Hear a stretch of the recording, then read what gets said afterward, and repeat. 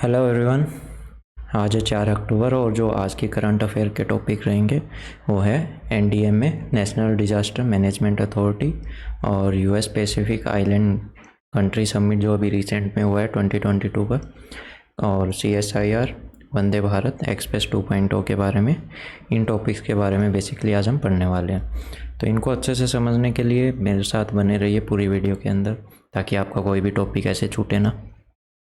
तो सबसे पहले स्टार्ट करते हैं national disaster management authority of India. अभी इसकी न्यूज़ में क्यों है, क्योंकि अभी रिसेंट में ना इसका क्या हुआ था, 18th फाउंडेशन डे सेलिब्रेट किया गया था 28 सितंबर 2022 को। और इस साल का थीम क्या रहा था इनका, volunteerism in disaster management. What is NDMA? तो the national disaster management authority is apex statutory body, ठीक है, statutory body for disaster management.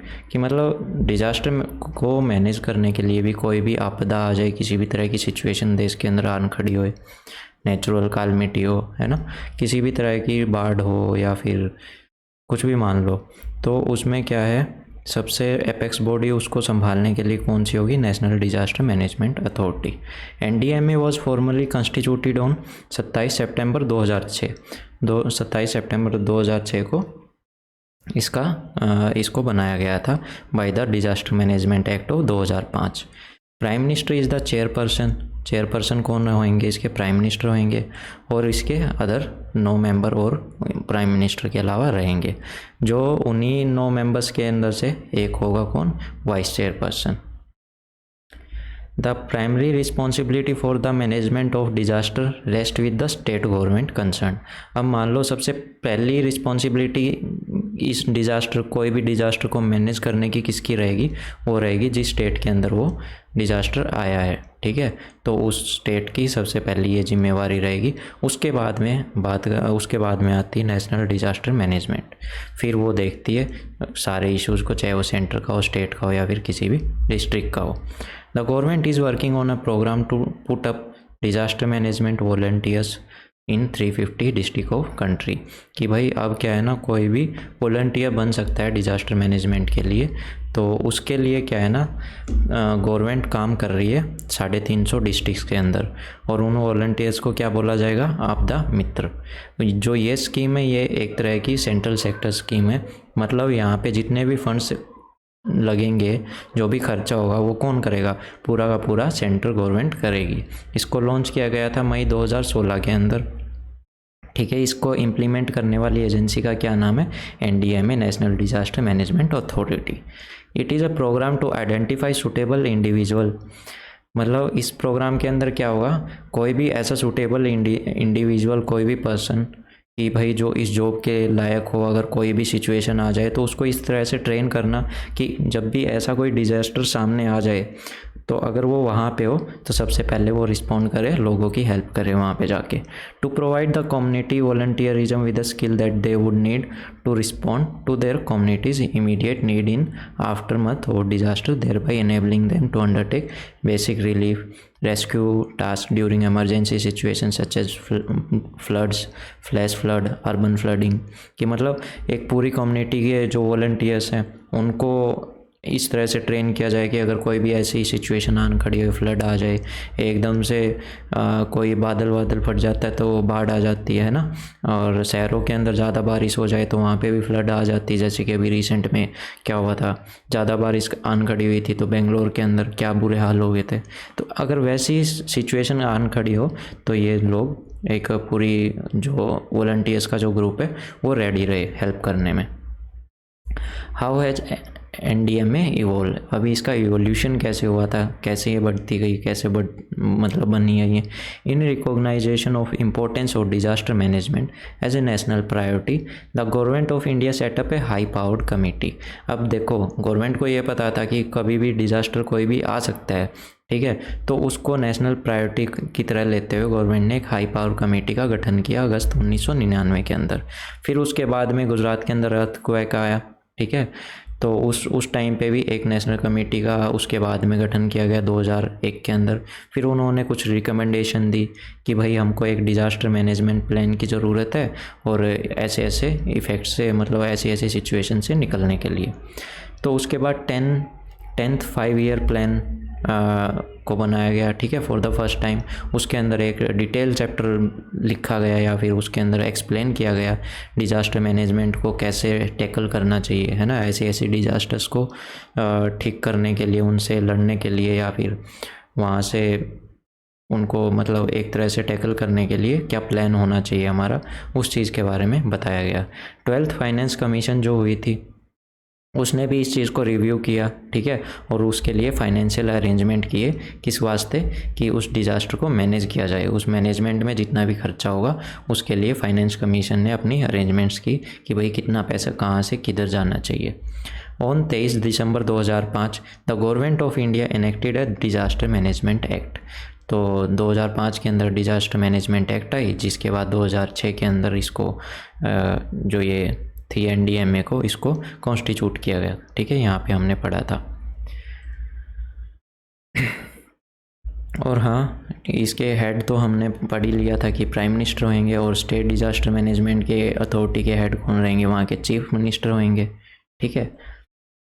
तो ये था डिज़ास्टर मैनेजमेंट का टॉपिक। अभी नेक्स्ट टॉपिक देखते हैं, CSIR council of scientific and industrial research के बारे में पढ़ते हैं।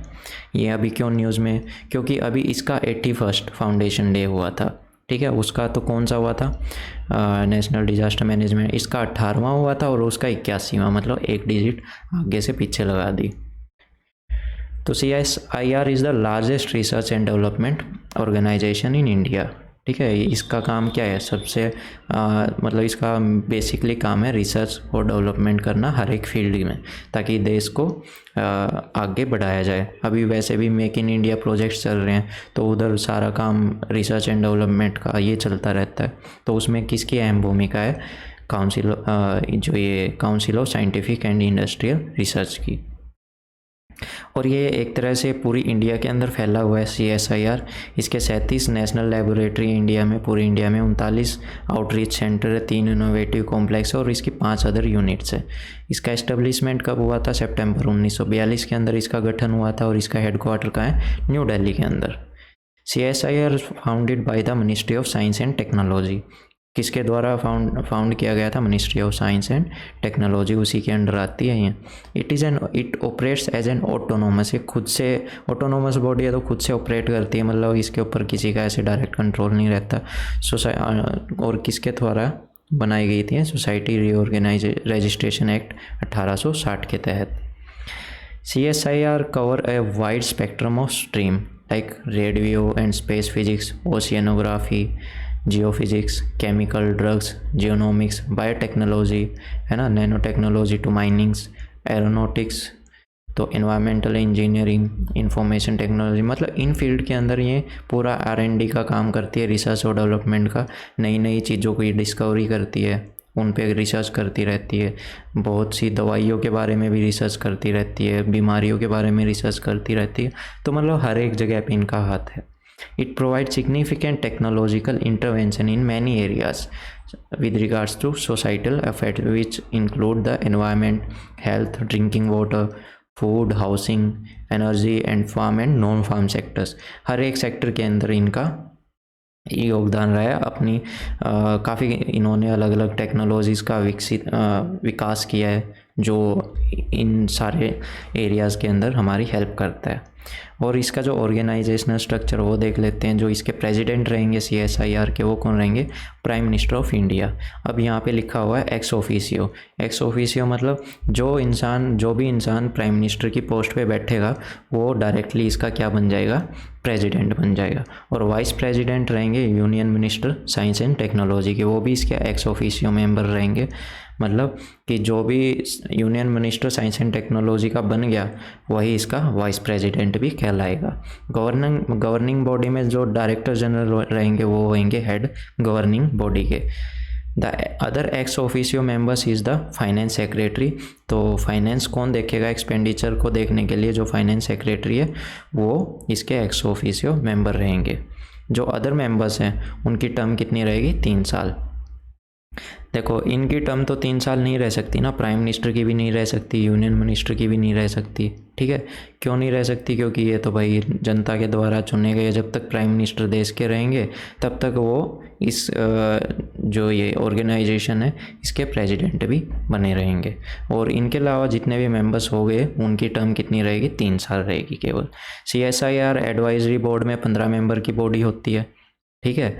वो भी स्पेशली किन किन फील्ड से होते हैं, साइंस और टेक्नोलॉजी की फील्ड से होते हैं, उनके काफ़ी विद्वान होते हैं, तो उन्हीं से इनको लिया जाता है। और जो भी मेंबर्स रहेंगे इनकी भी टर्म्स 3 साल रहेंगी। ऑब्जेक्टिव क्या है, the objective of the council are scientific and industrial applied research of national importance, कि भाई देश की इम्पोर्टेंस के लिए हर एक फील्ड के अंदर, चाहे वो साइंटिफिक हो या फिर इंडस्ट्रियल हो, वहाँ पे ये रिसर्च और डेवलपमेंट करते रहते हैं। तो उसके अंदर डेवलपमेंट के अंदर क्या है, रिसर्च करते स्टूडेंटशिप में, फेलोशिप, ठीक है, हमको देते हैं ना, स्टूडेंट्स को देते हैं ये क्या स्कॉलरशिप देते हैं, ठीक है, या फिर फेलोशिप प्रोग्राम बनाते हैं, उसके अंदर आपको रिसर्च करनी पड़ती है। तो वो रिसर्च बाद में आप सबमिट कराते हो, एक तरह से कहीं ना कहीं देश की हेल्प करती है बाद में। तो इस तरह से एक तरह की मतलब चेन बना रखी है जो हर तरह से देश को आगे बढ़ाने में हेल्प करती है। अब what are the key achievement, अभी इसके अचीवमेंट्स क्या है। दृष्टि ट्रांसमिसोमीटर, ये एक तरह का ट्रांसमिसोमीटर है, ये इंडिजिनस मतलब देश के अंदर ही इसको डेवलप किया गया है। Innovative cost effective visibility measuring system, कि भाई ये विजिबिलिटी को मापता है।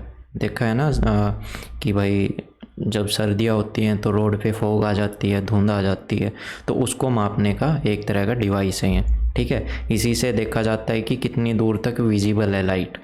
और उस लाइट में उसका सबसे बड़ा ज़्यादा यूज़ कब होता है, जब जहाज़ लैंड करते हैं और टेक ऑफ करते हैं ना रनवे से, तो उधर इसका सबसे ज़्यादा यूज़ होता है। तो उससे पायलट को ये पता चल जाता है कि जो रनवे है वहाँ पे विजिबिलिटी कितनी है, कि कितना पास आके हमको रनवे दिखेगा। फिर head up display, head up display एक तरह का पारदर्शी डिस्प्ले होता है जिसके आर पार हम देख सकते हैं, और ऊपर से उसके अंदर डिजिट्स भी चलते रहते हैं, ठीक है। और ये भारत के अंदर ही इन्होंने विकसित किया है, मतलब इंडिजिनस डेवलप्ड है ये हेड अप डिस्प्ले। और किसके लिए डेवलप किया गया था, जो इंडियन लाइट कॉम्बैक्ट एयरक्राफ्ट है तेजस के अंदर जो हेड अप डिस्प्ले लगी हुई है उसका आविष्कार भी इन्होंने ही किया था देश के लिए, ठीक है। और वो किस में हेल्प करता है, एयरक्राफ्ट को सीधी सी बात है चलाने में भी हेल्प करता है, और किसी भी वेपन को किसी दूसरे जहाज़ पे या किसी भी टारगेट के ऊपर एम करने में भी हेल्प करता है। फिर बात करते हैं इंडिजिनस गायरोट्रॉन। अब ये क्या है, design and developed of indigenous gyrotron for nuclear fusion reactors. Nuclear fusion जो रिएक्टर्स जिनके अंदर काफ़ी हाई पावर मतलब जनरेट होती है ना, तो उधर ये हेल्प करते हैं। एक तरह का ये gyrotron is a vacuum electronic device capable of generating high power, ठीक है, high power at high frequency. तो ये हाई पावर जनरेट करने में सक्षम है, एक तरह का चिप है, एक तरह का डिवाइस है ये। एनर्जी और एनवायरनमेंट के फील्ड में इन्होंने क्या हासिल किया है, इन्होंने डिस्कवर किया था, मतलब किसको बनाया था, सोलर ट्री को। एक तरह के पेड़ की तरह दिखने वाला ये एक इस पे सोलर प्लेट्स लगी होती हैं टहनियों की जगह, ठीक है ना, एक मैन मेड ट्री लगा लो, मान लो वैसा सा दिखता है ये, तो आप सर्च करके देख सकते हैं। It was design by CSIR the central mechanical engineering research institute lab in Durgapur की जो लैब है उसने इसको डिज़ाइन किया था। और इसका सबसे बड़ी मदद क्या है कि ये कम से कम स्पेस लेता है और ज़्यादा से ज़्यादा एनर्जी क्या है ना प्रोड्यूस करता है। फिर बात करते हैं लिथियम आयन बैटरीज़ में। इन्होंने the central electrochemical research institute CECRI Karaikudi जो कि तमिलनाडु में है, उन्होंने first indigenous lithium ion fabrication facility start की थी, जो कि किस में हेल्प करती है, हमारी डिफेंस सोलर पावर्ड डिवाइसेस के अंदर। कि मतलब जो भी ये डिवाइसेस बनाते हो एक तो इतना कॉम्पैक्ट है और ऊपर से उनकी ये जो एनर्जी या फिर इलेक्ट्रिसिटी होल्डिंग कैपेसिटी है वो भी काफ़ी ज़्यादा और काफ़ी अच्छी होती है, पोर्टेबल होते हैं, सबसे बड़ी बात रेलवे और हाई एंड यूजेस में भी काम आते हैं। अब बात करते हैं एग्रीकल्चर फील्ड में। देखो इसका एक बार है ना रिसेंट में डिफेंस की न्यूज़ के अंदर इसका काफ़ी न्यूज़ में ये बना रहा था उस टाइम पे, तो थोड़ा सा इसका ध्यान रखना। एग्रीकल्चर की बात करें तो एग्रीकल्चर में इन्होंने एक राइस की वैरायटी को डेवलप किया था संबा माउसरी नाम से, ठीक है। CSIR ने कोलैबोरेट किया था ICAR के साथ में, और एक इम्प्रूव्ड बैक्टीरियल रेजिस्टेंट, किसी भी कोई बैक्टीरिया है ब्लाइट उससे रेजिस्टेंट, उससे बचाने वाला एक ऐसी वैरायटी बनाई जिसका नाम था संबा माउसरी। उस पर इस बैक्टीरिया का कोई भी फ़र्क नहीं पड़ेगा। फिर एक और है राइस कल्टीवर मुक्तासरी। ये उन एरियाज़ के अंदर उगाया जाता था, बोया जाता था जहाँ की मिट्टी में आर्सेनिक के कंटेंट ज़्यादा है, ठीक है। और आर्सेनिक ज़्यादा बॉडी के अंदर ना जा पाए, इस वजह से इसके जो जीन हैं उनके अंदर फेरबदलाव किए गए थे और इनको उससे रेजिस्टेंट बना दिया गया कि इसमें आर्सेनिक की मात्रा एक लिमिट से ज़्यादा ना जाए। फिर एक और ऐसी कॉटन का आविष्कार किया गया जो किससे रेजिस्टेंट थी, वाइट फ्लाई से, जो कॉटन को ख़राब कर देती थी। हेल्थ केयर इंडस्ट्री में भी इनका काफ़ी बड़ा योगदान रहा है। इन्होंने JD वैक्सीन जो फार्म एनिमल्स हैं उनके लिए वो डेवलप की थी। JD बोले तो जोहान्स डिजीज़, जो कि किसको अफेक्ट करती है, शीप, गोट, काऊ, बफेलो, ठीक है। और ये वैक्सीन इन सबको इम्यून कर देती है इस बीमारी से, और इससे जो मिल्क है और मीट की जो प्रोडक्शन है उसमें भी इंक्रीज़ होता है। फिर ऐसे ही plasma gelsolin diagnostic kit for premature birth है ना, sepsis related deaths to diagnose premature birth and sepsis. फिर एक और इन्होंने डेवलप किया था GOMED, a program called GOMED, Genomics and Other Omics Technology for Enabling Medical Decision, have been developed by CSIR, which provide a platform of disease genomic to solve clinical problems। ऐसे ही इन्होंने food and nutrition के अंदर भी कसीर scanner, ठीक है, double fortified salt, anti obesity DAG oil, तो इन चीज़ों का इन्होंने आविष्कार किया था। वाटर के अंदर देखा जाए तो aquifer mapping of water scarce area, कि भाई जिससे इनको ये पता चल जाता था कि इस एरिया के अंदर क्या है, वाटर की स्कार्सिटी है, कमी है, ठीक है, तो उसको ये मैप करते थे। वेस्ट टू वेल्थ, कि भाई वेस्ट से जैसे कि प्लास्टिक से फ्यूल बना लिया, इन तरह की चीज़ों में इन्होंने काफ़ी अपना योगदान दिया है। और फिर जो एविएशन डिपार्टमेंट है, मतलब जहाँ पे एरोस्पेस इंडस्ट्री है, उसके अंदर भी इन्होंने काफ़ी अपना डेवलपमेंट करी है, रिसर्च करी है। CSIR national aerospace laboratory has designed a plane called Saras. In 2011 के इन्होंने सक्सेसफुली टेस्ट कर लिया था पहले इंडिजीनियस सिविल एयरक्राफ्ट को, जिसका क्या नाम था, NAL NM5, made in association with national aerospace laboratory and Mahindra and aerospace. मतलब एक इनिशियल देख रहे हो ना, NALMA,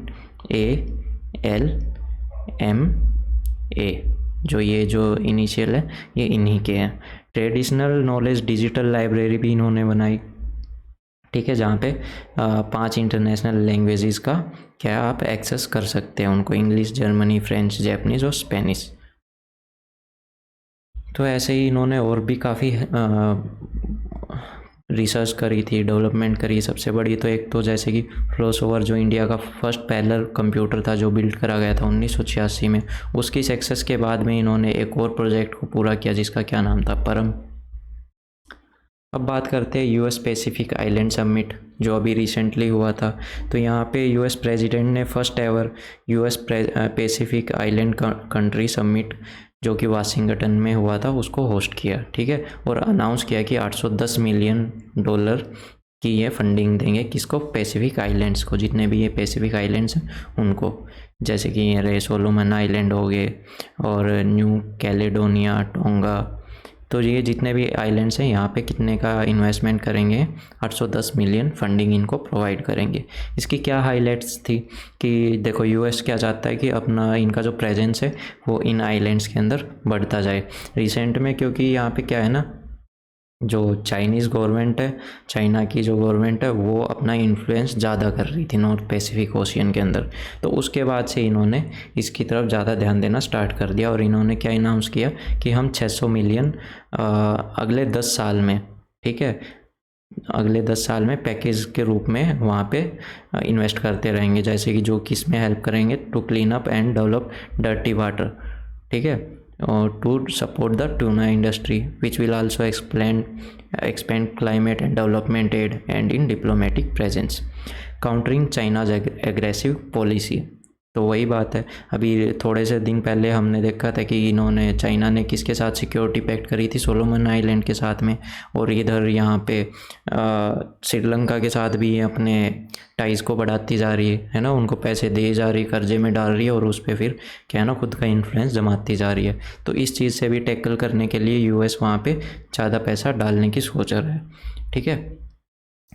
the US administration recently found partner with blue Pacific के साथ में इन्होंने पार्टनर किया, जिसके अंदर कौन कौन से देश आते हैं, ऑस्ट्रेलिया, न्यूजीलैंड, जापान, ब्रिटेन, है ना, और फिर साथ ही साथ कहा कि कनाडा और जर्मनी भी इसको ज्वाइन करने वाले। जो फ्रांस है वो खुद ही साउथ पैसिफिक का एक तरह से क्या कहते हैं, पार्टनर है, ठीक है, as well as European Union, South Korea और इंडिया इसके नॉन मेंबर्स की तरह पार्टनर करेंगे, ठीक है, पार्टिसिपेट करेंगे इसमें as a non member. What are Pacific islands? अब पैसिफिक आइलैंड है क्या? ये 14 स्टेट्स या फिर 14 आइलैंड का एक ग्रुप है, ठीक है, which are located largely in the tropical zone of Pacific Ocean between Asia, Australia and America. Asia, Australia, America क्यों बोल रहा है, ठीक है, यहाँ पे ये हो गया ऑस्ट्रेलिया, ये एशिया का ऊपर का रीजन, और इधर क्या है, अमेरिका। तो उनके ये बीच में जितने भी 14 जो आइलैंड है, इनका एक ग्रुप है। और ये जो सबसे ज़्यादा न्यूज़ में रहता है, कहाँ गया, एक तो टोंगा आइलैंड, ठीक है, यहाँ पे वो फटते रहते हैं, क्या बोलते हैं टाइम पे, एक तो इनका नाम याद नहीं आता, एक ये सोलोमन आइलैंड, ठीक है, वोल्केनो जो फटते रहते हैं यहाँ पे टोंगा में काफ़ी फटते हैं।